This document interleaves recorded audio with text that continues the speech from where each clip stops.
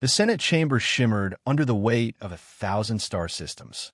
Soft pulses of bioluminescent light moved along the ceiling's ribbed architecture, responding to the subtle shifts in speech and tone.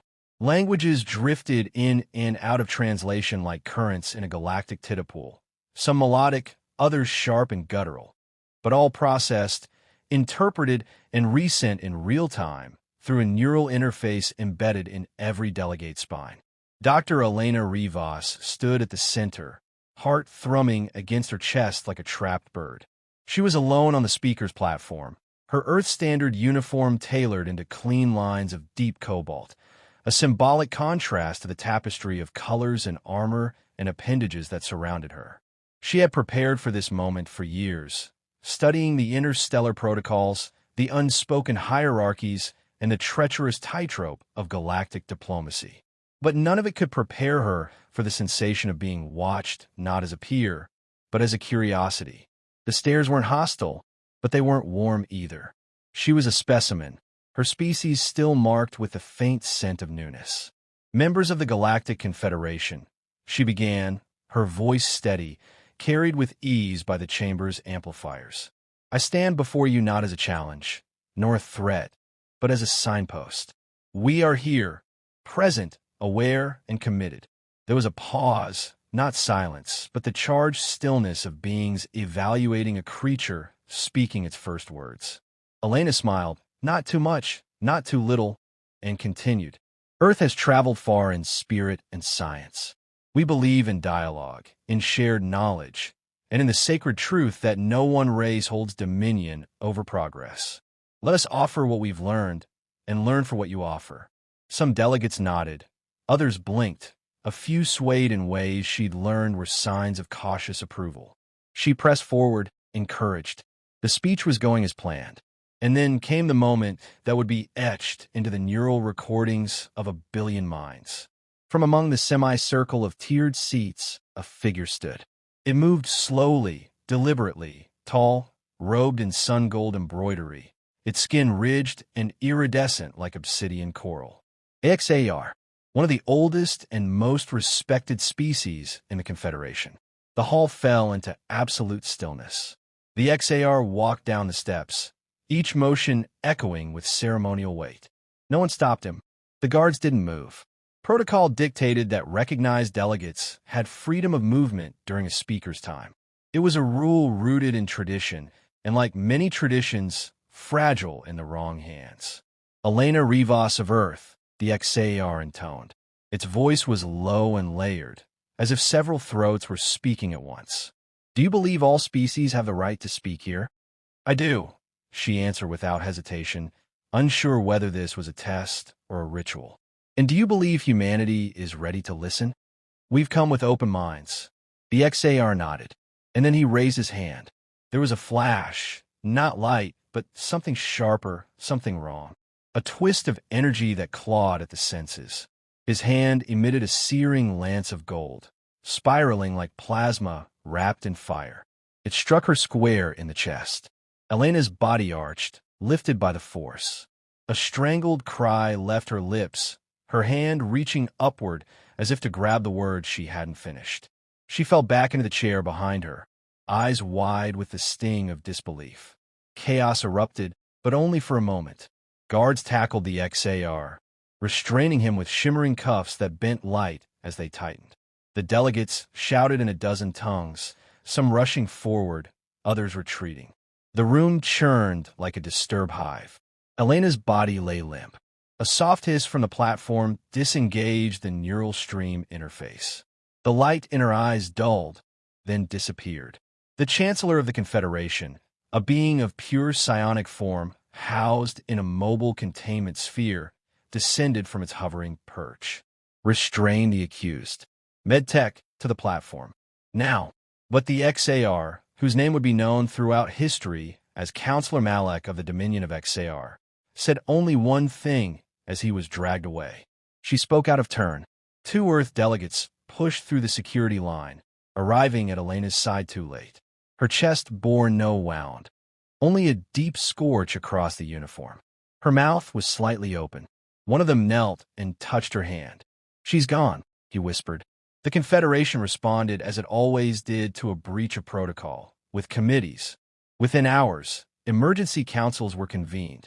A dozen camera drones hovered through the Senate, documenting damage, preserving the crime scene, even capturing the spatter pattern of molten thread from Elena's scorched uniform. The XAR Dominion released a brief statement, expressing profound regret and promising full cooperation. They claimed Malak had acted alone and that he was no longer aligned with the Dominion's diplomatic corps. But that wasn't enough. Earth's ambassador to the Confederation, Director Jules Havoc, stood before the emergency tribunal 3 hours after Elena's death. His eyes were swollen, but his voice was clear. You expect us to believe this was the action of a single rogue? Then show us the records. Show us the internal communications. Open your archives.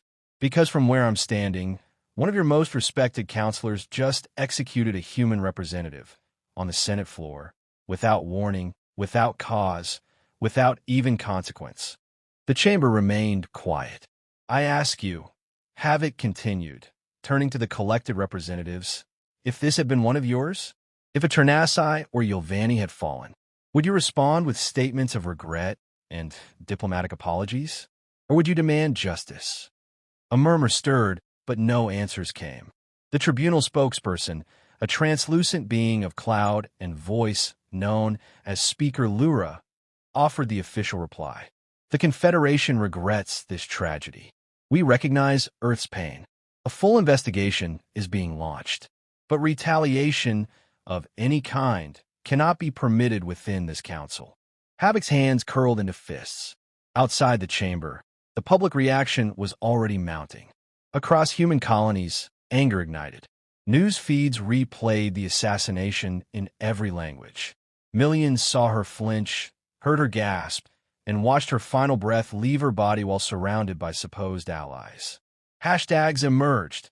Hashtag Justice for Elena. Hashtag Earth will speak. Hashtag Not just a human. In orbit over Mars, Earth's diplomatic fleet began shifting formation. Back on the station, in a chamber dimmed from morning, Havoc sat beside Elena's stasis pod.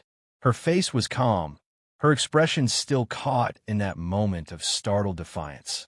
She believed they'd listen, he said softly. She really thought we could belong here. A low hum from the pod's containment field answered him with silence. A chime rang, a call from Earth Command. He didn't move.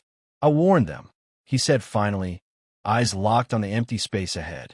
She was our best, and they killed her like she was nothing. The comm chime rang again, more insistent this time. He stood slowly, brushed his hand across the glass. Then we'll show them what nothing can become. As he turned and walked toward the command deck, the lights of the station flickered, only slightly, almost imperceptibly. But somewhere deep in the station's core, Earth's systems were already sinking, quietly taking measure of what came next. And across the galaxy, whispers began to spread.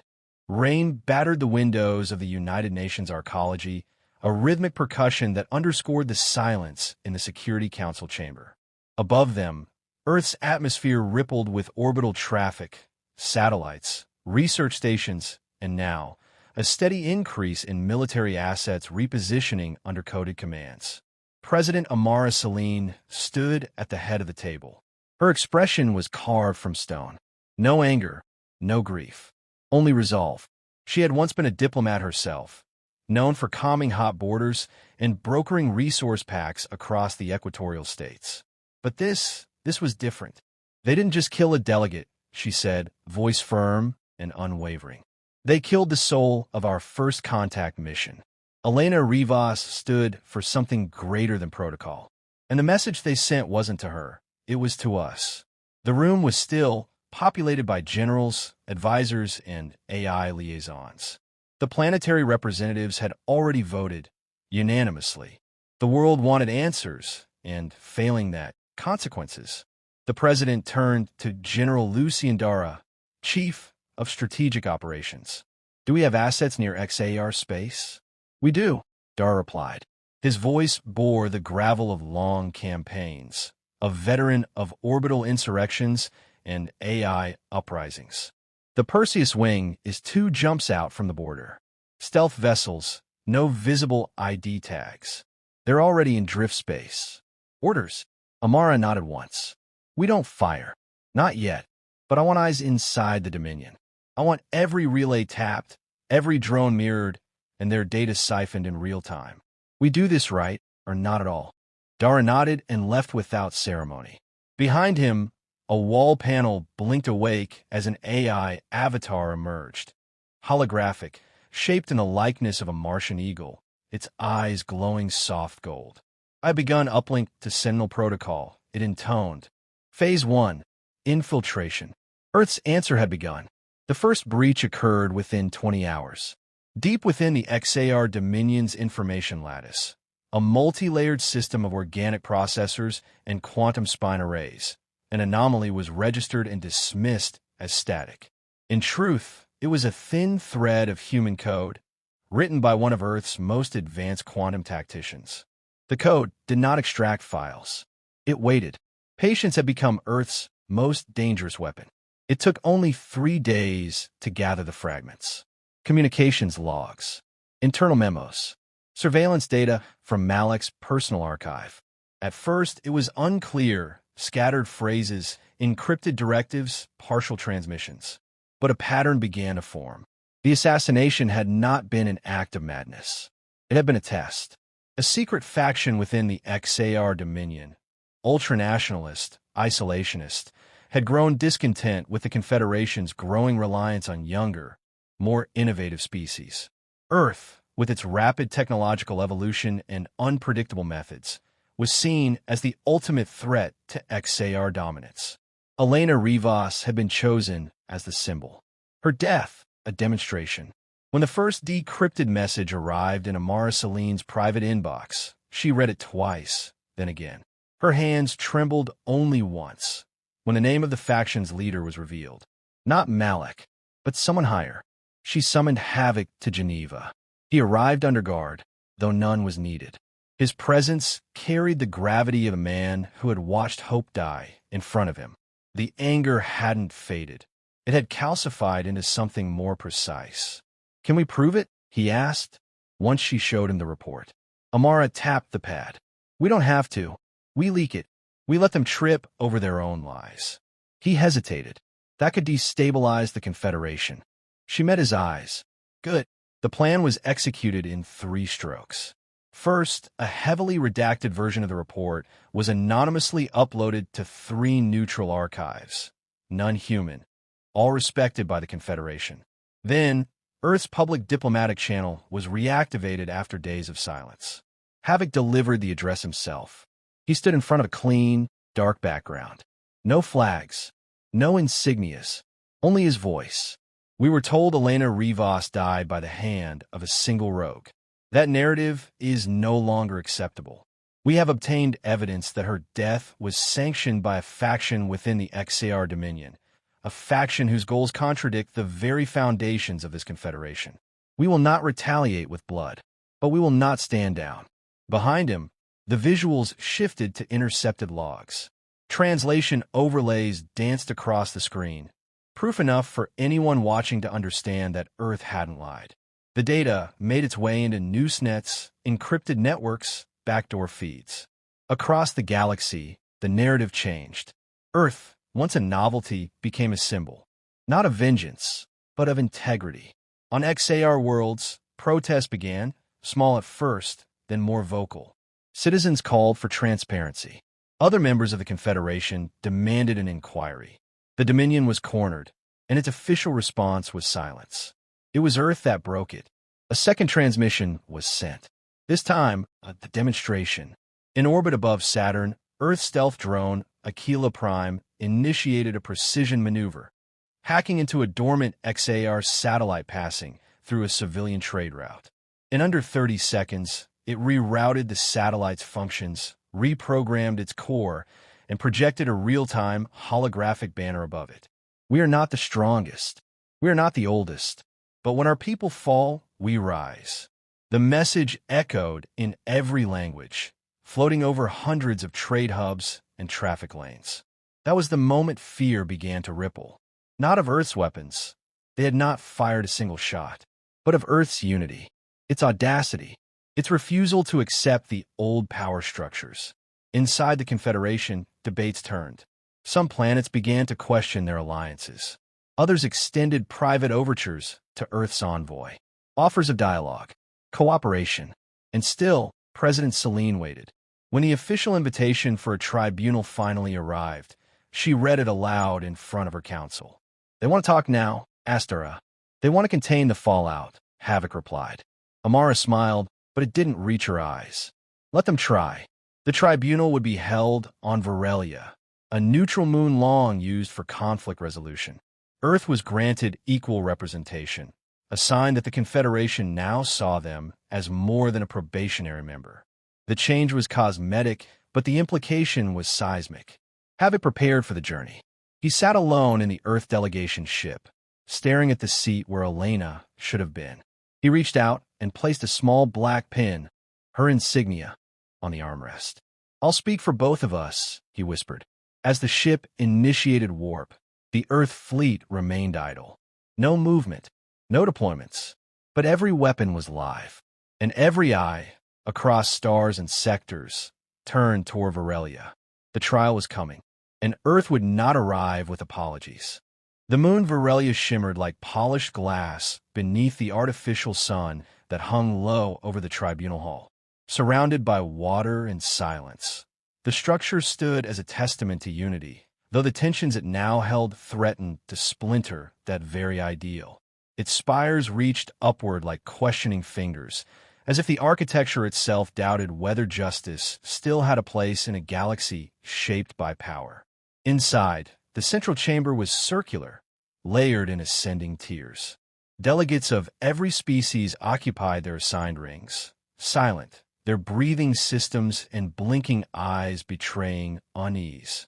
At the heart of the floor, under a dome of translucent shielding, stood the accused, Counselor Malek, restrained, cloaked in a containment field that neutralized his psionic energy.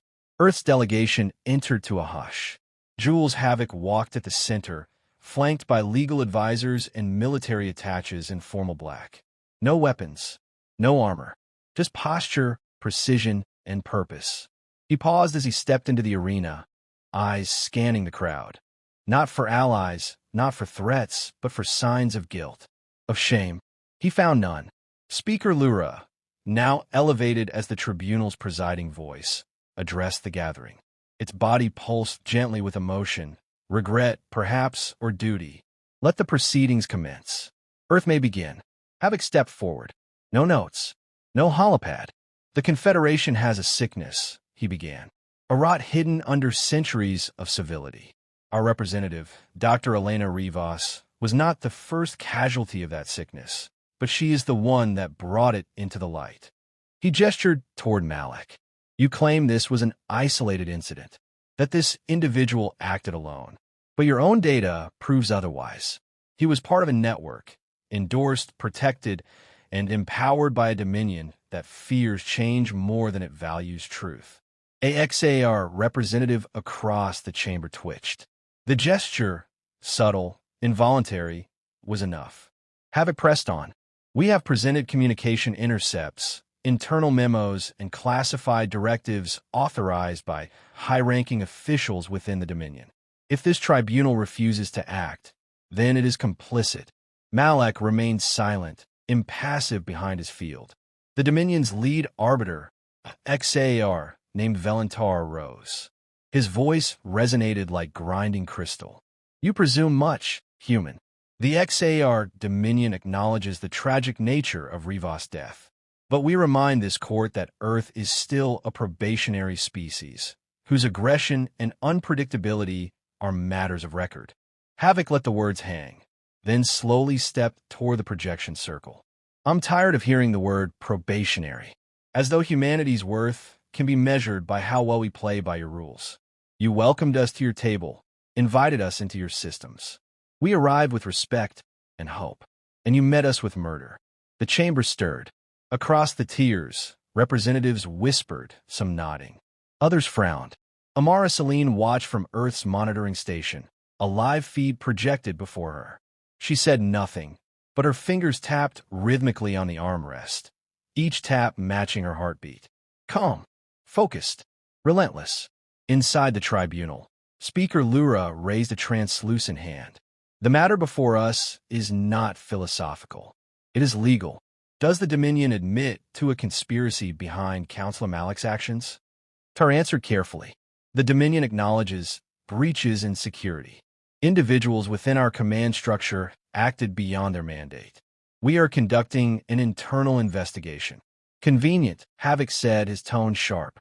Will your investigation also be internal when the next diplomat dies? Or the next colony goes dark? The speaker hesitated, then turned to the gallery. Is there a proposal from Earth? Havoc nodded. Yes. We propose full sanctions on the XAR Dominion until all involved parties are named, tried, and sentenced. Furthermore, we demand a restructuring of Confederation diplomatic protocols to grant newer species equal status, beginning immediately. Murmurs erupted, louder now. The older races had grown, used to Dominion cloaked in diplomacy.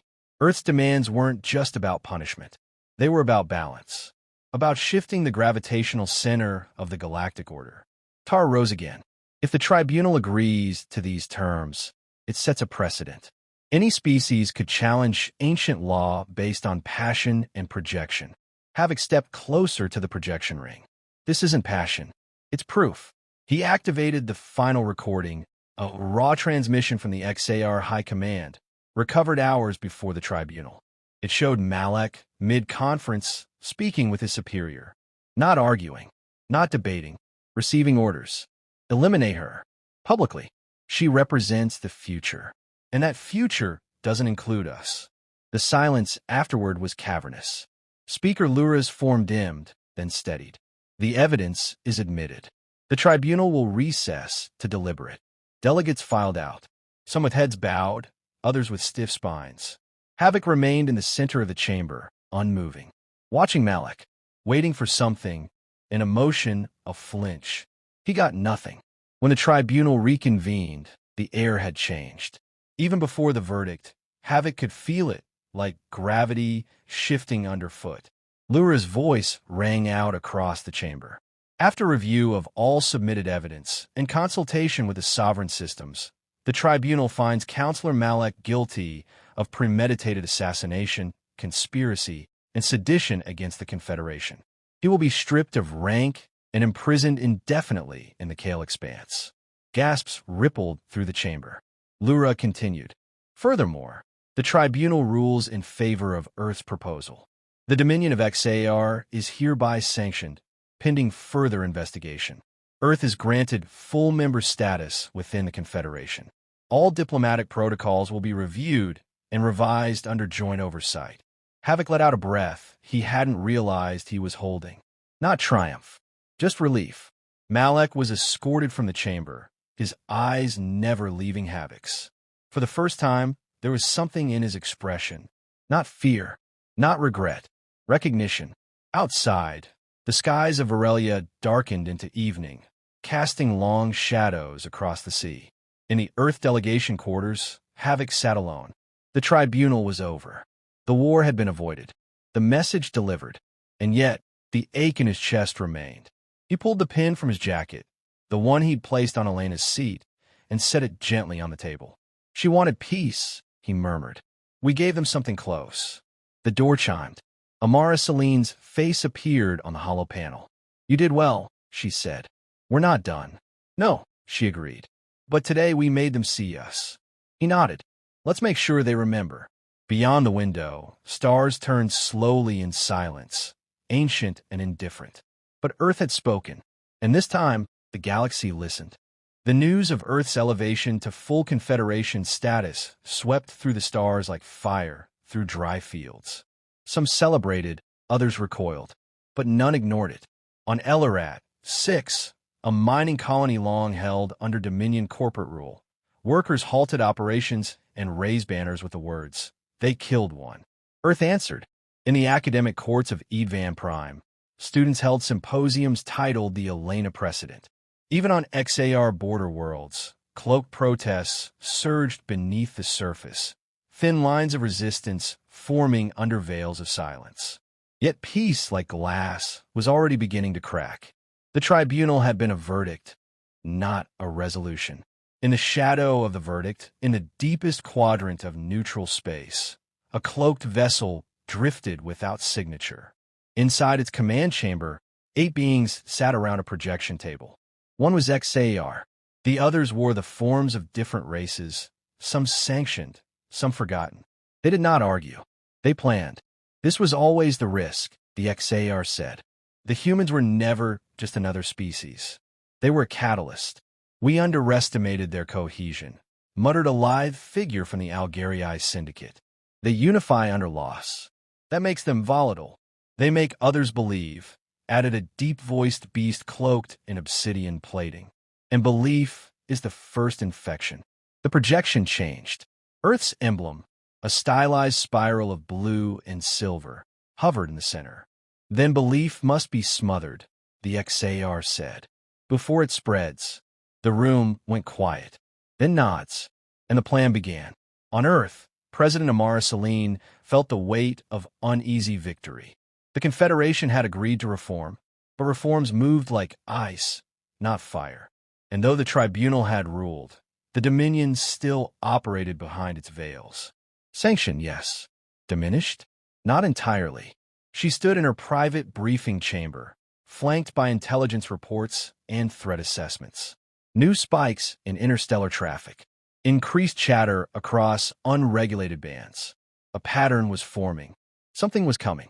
Not brute force, something more elegant. Subversive.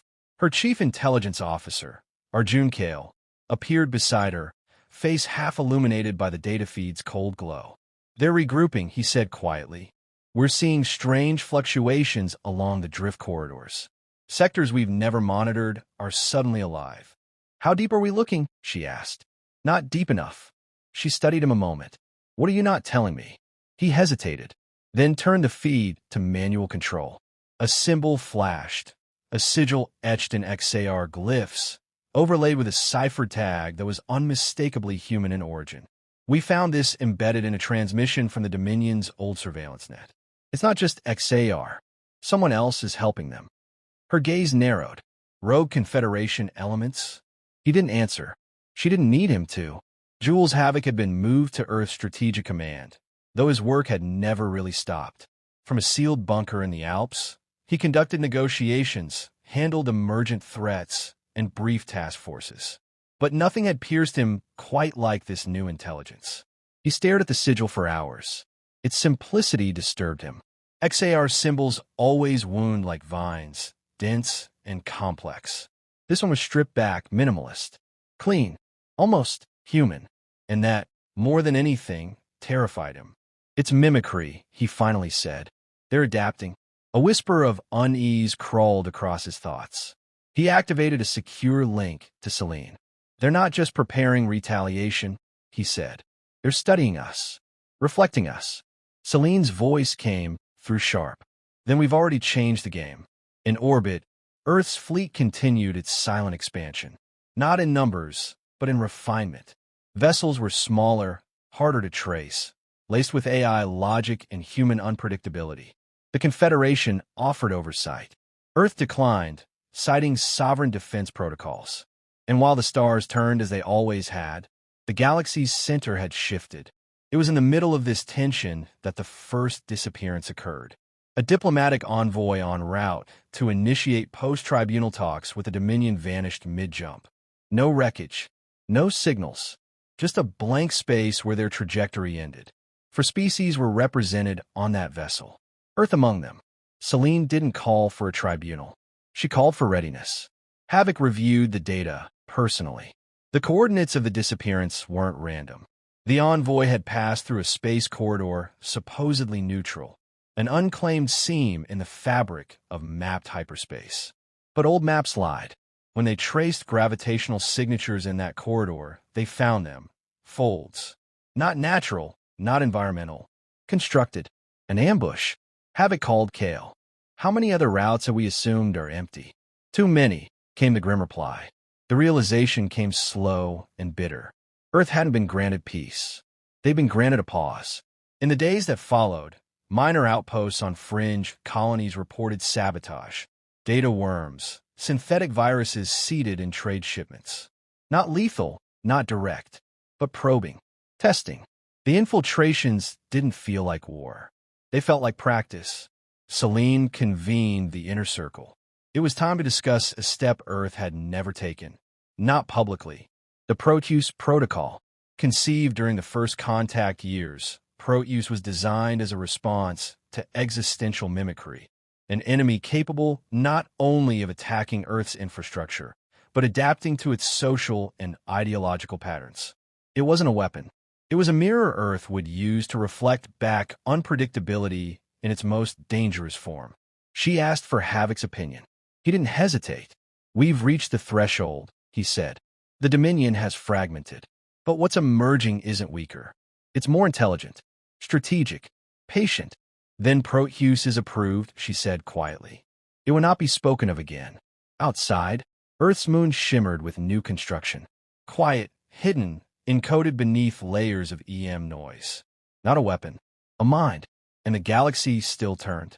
Back on XAR Prime, deep beneath the surface in chambers unregistered to any Confederation census, the cloaked council reconvened.